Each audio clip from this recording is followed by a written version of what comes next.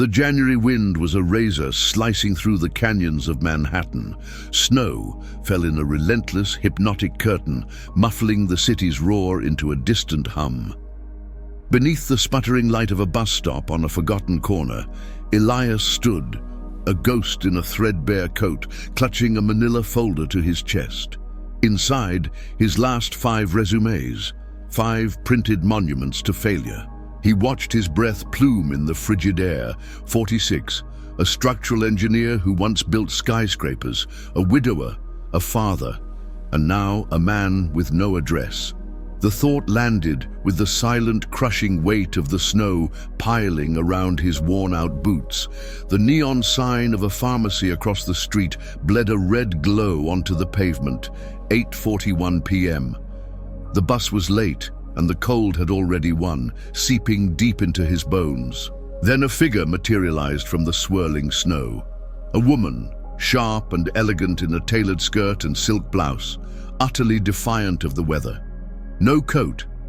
Her dark hair was plastered to her temples, and she hugged herself tightly, her sharp, staccato breaths visible. Elias tried to look away, but her presence was an electric shock, polished, powerful, and profoundly, desperately cold. Her shivering wasn't just a tremor, it was a violent, full-body shudder. He saw the blue tint on her lips. He saw the goosebumps on her bare arms. He could stay silent. He could be just another shadow in the city, hoarding what little warmth he had. But his wife, Eleanor, had always said, "The little things, Eli. They're the only things that are real." He didn't think, he just acted. With a grimace as the cold bit into him, he shrugged off his olive-drab jacket. It wasn't much, frayed at the cuffs, smelling faintly of coffee, and rained on concrete. But it was his only shield against the night. He stepped toward her, holding it out. She flinched, her eyes wide with the guarded suspicion of a New Yorker. "You don't have to do that." A weary ghost of a smile touched Elias's lips.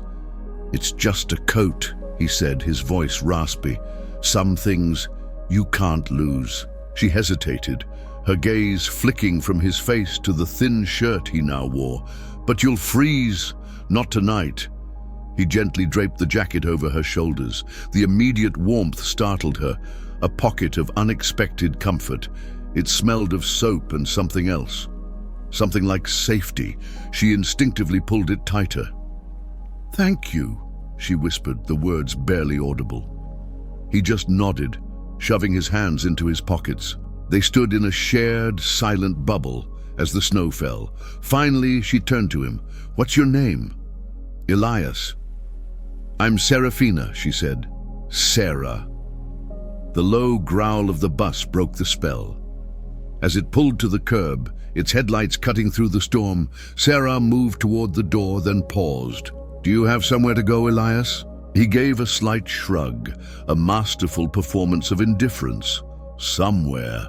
He didn't mention the rusted-out Chevy behind a warehouse, the back seat his only bed. She reached into her purse, pulling out a sleek black business card. "In case you ever need anything." He took it, slipping it into his folder without a glance. A polite lie, a kindness meant to be forgotten. She stepped onto the bus, gave him one last look, the worn coat a strange armor on her expensive frame, and was gone, swallowed by the snow. Elias stood alone again, shivering. But it wasn't just from the cold. It was from the echo of a connection, a small, quiet act that made him feel for the first time in a long time like more than just a ghost. He looked up at the indifferent sky, a single whisper escaping his lips. Maybe tomorrow. The old '98 Chevy was a steel coffin. Elias climbed in, the door groaning in protest. From the glove compartment, he pulled a small tin box. Inside, a faded photo, his wife, Eleanor, her laugh captured forever, and their son, Leo, age 7, with a gap-toothed, mischievous grin. "Good night, El. Good night, my boy." He whispered into the silence. He had been Elias Miles, the engineer who built things that touched the sky. He had a wife who taught kindergarten and a son with her infectious laugh. They weren't rich, but their life was a fortress of small joys. Then the diagnosis came, swift and brutal. Eleanor was gone in 9 months. The fortress crumbled. Savings vanished, the house was sold, and soon all that was left was the truck. He'd tried to shield Leo, turning the back seat into a spaceship and canned soup into feasts. Every morning, he'd walk his son to school, clean-shaven, his shirt tucked in. A shelter worker once asked him why he bothered. "Because my son needs to see me believe things can get better," he'd answered, "and I need to look like I believe it too." But it wasn't enough. Last fall, a social worker had come. "It's not safe. He needs stability." Elias hadn't fought it. He knew she was right. Through a blur of tears, he'd signed the papers, hugged his son, and made a promise that felt like a prayer. "I'll come back for you. I will build us a home again." Now, rubbing his arms for warmth, he thought of the woman, Sarah, the look in her eyes. He didn't know why he'd done it. Maybe because he just needed to feel like the man who still built things, even if it was just a moment of warmth for a stranger. He pulled a thin blanket over his shoulders and closed his eyes. He had nothing, but he still had that promise. And for tonight, it would have to be enough. The penthouse on the 28th floor was silent, a sterile temple of glass and steel. Seraphina Vance, CEO of Vanguard Solutions, shrugged off the stranger's coat. As she was about to toss it onto a designer chair, her fingers brushed against a folded paper in an inner pocket. Curiosity piqued, she pulled it out. It was a child's drawing in crayon. 2 stick figures, one tall, one small, holding hands under a lopsided sun. One was labeled Dad, the other Me. A small, crooked heart floated between them. At the bottom, in shaky handwriting, "I love you, Daddy. Leo." The air left her lungs. Sarah sank onto the edge of her $1,000 sofa, the drawing trembling in her hand. Leo. The name was a key, unlocking the quiet desperation in Elias's eyes, the fierce way he'd clutched that folder. This wasn't just a kind man.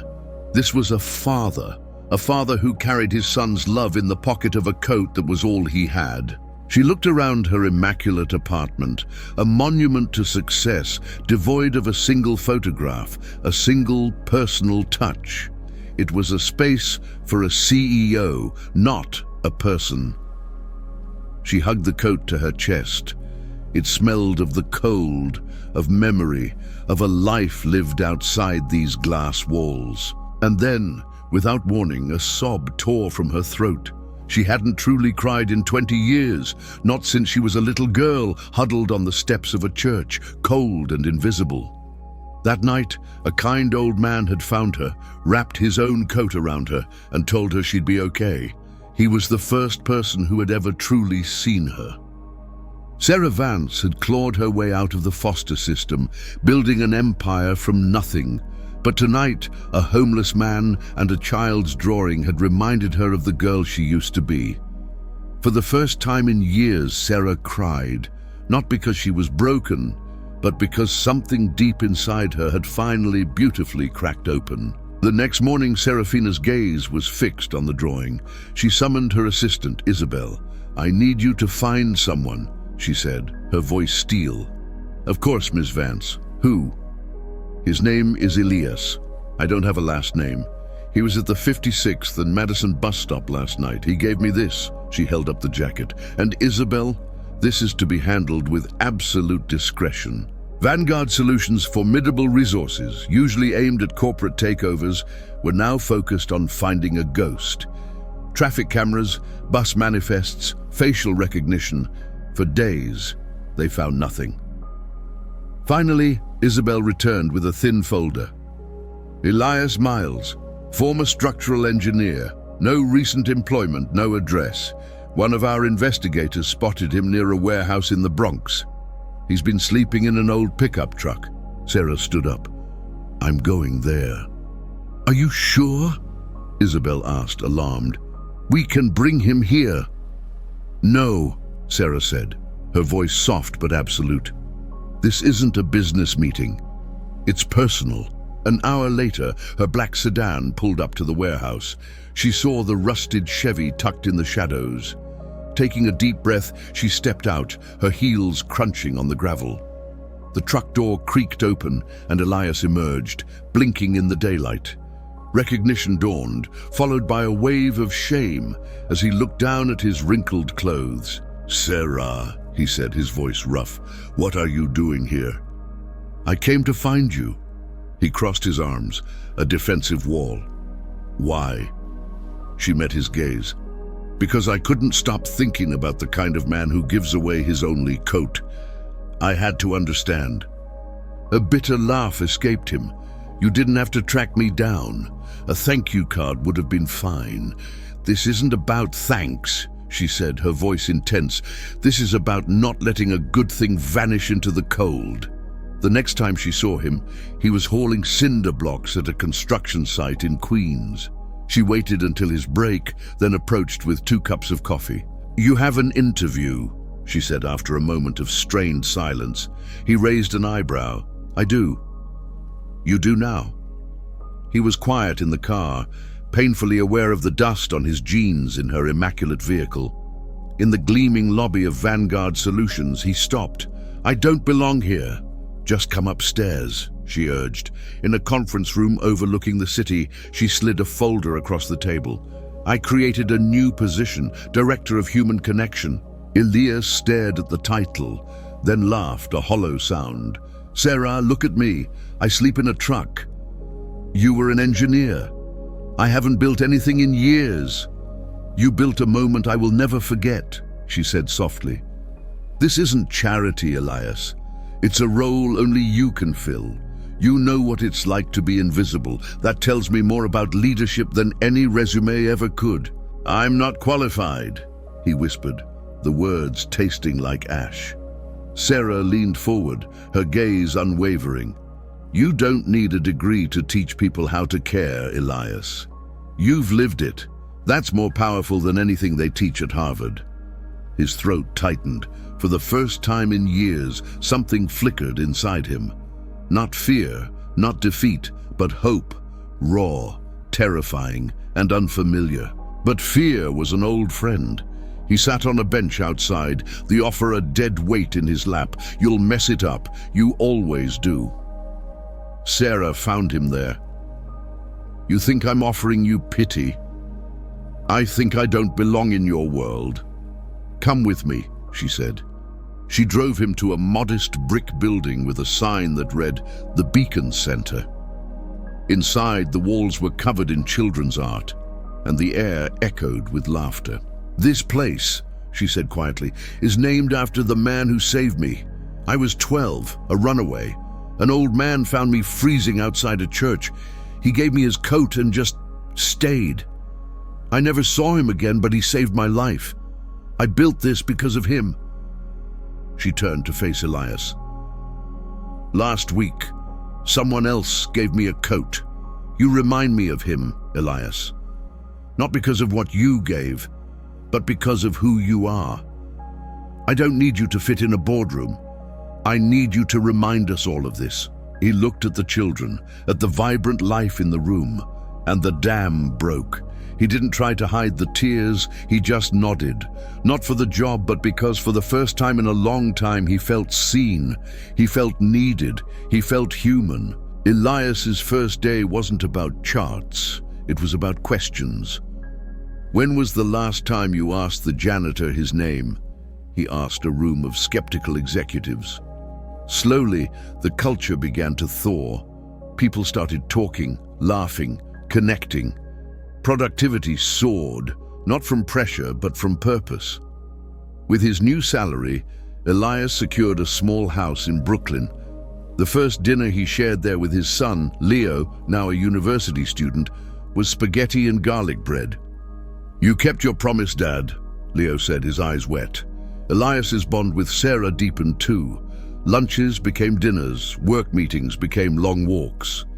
They were two souls who had built armor against the world, only to find solace in each other's quiet presence. One day, a young programmer stayed after one of Elias's workshops. "I was going to end everything last month," the young man confessed, shaking. "But then I heard you speak. You said people don't need to be fixed. They just need to be heard. You saw me.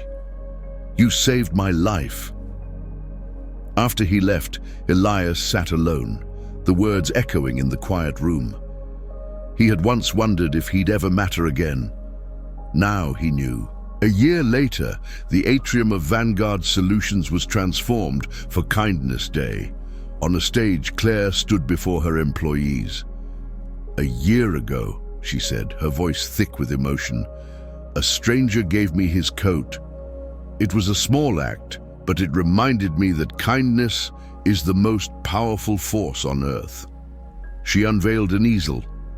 Behind the glass was the old frayed olive jacket, preserved like a relic.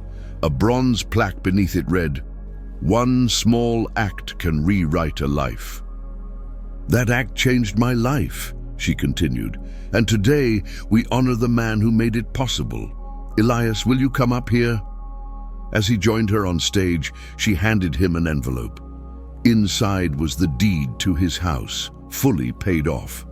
The room erupted in applause, but Elias held up a hand. "I have something too," he said, his voice trembling as he pulled a small worn box from his pocket. "You said the coat changed your life, but you, Sarah, you changed mine. You gave me back my son, my name, my hope." He opened the box. Inside was a simple silver ring. "I kept it in the pocket of that coat," he said, his eyes locking with hers, "because the only thing more valuable than that coat is you. Seraphina Vance, will you marry me?" A beat of stunned silence, then a choked, beautiful laugh escaped her lips. Through tears, she nodded. "Yes, of course, yes." Their wedding was held at the Beacon Center.